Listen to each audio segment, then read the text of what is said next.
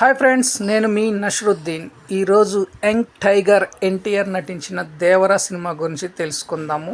తెలుసుకోబోయే ముందు కొన్ని రివ్యూస్లో విన్నాను, చూశాను. ఈ సినిమా చూసి రివ్యూ ఇస్తున్నాను కాబట్టి వాటి మీద చిన్న కామెంట్ ఇవ్వాలనుకుంటున్నా.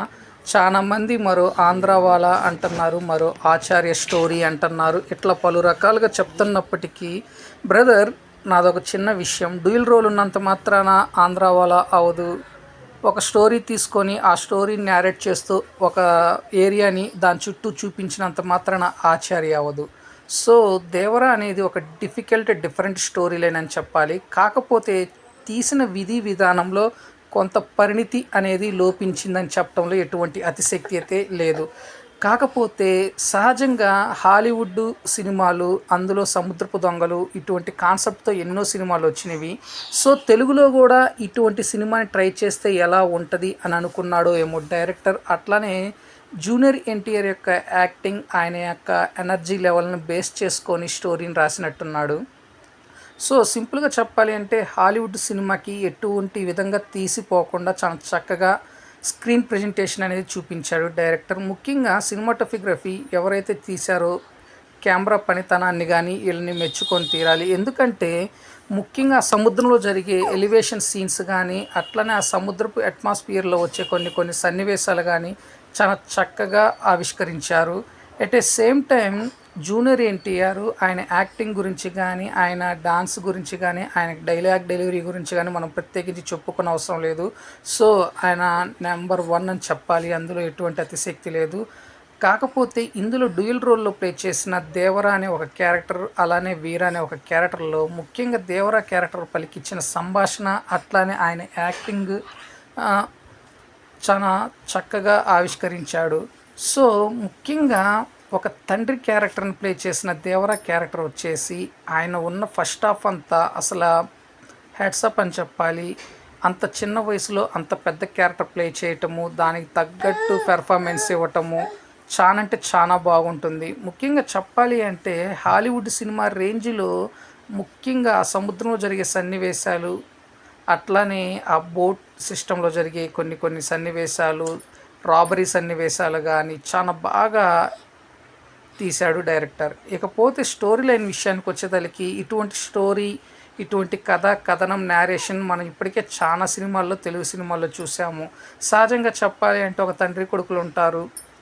తండ్రిని చేసుకున్న ఒక రివెంజ్ని కొడుకు దాన్ని పరిపూర్ణ చేయటము వంటి కాన్సెప్ట్లతో ఇప్పటికే మనం ఎన్నో సబ్జెక్టులు సినిమాల్లో చూసాము. కాకపోతే ఇందులో కొంత చేంజ్.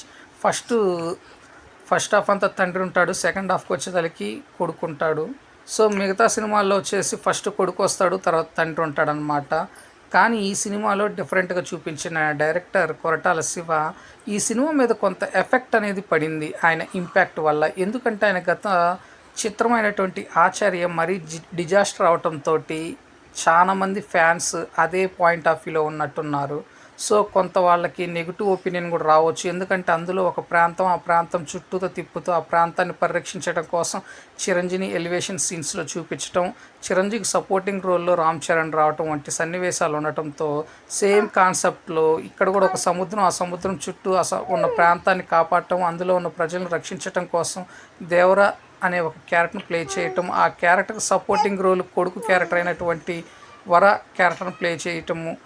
అలా అనిపిస్తుంది సినిమా చూస్తున్నంతసేపు. కానీ ఆ సబ్జెక్ట్కి ఈ సబ్జెక్ట్కి కొంచెం డిఫరెన్స్ అనేది అయితే ఉంది. ఏదేమైనప్పటికీ ముఖ్యంగా ఆచార్య అంత డిజాస్టర్ అయితే ఈ మూవీ కాదు. కానీ జూనియర్ ఎన్టీఆర్ యొక్క సినిమాల్లో చూసుకున్నట్లయితే అందులో గత తదుపరి చిత్రాల్లో ఉన్నంత ఇంపాక్ట్ ఈ చిత్రంలో కొంత లోపించని అయితే ముఖ్యంగా చెప్పాలి. కానీ ఏదేమైనప్పటికీ జూనియర్ ఎన్టీఆర్ యొక్క యాక్టింగ్ స్కిల్ మట్టికి ఒక స్టెప్ ముందుకుందని చెప్పాలి.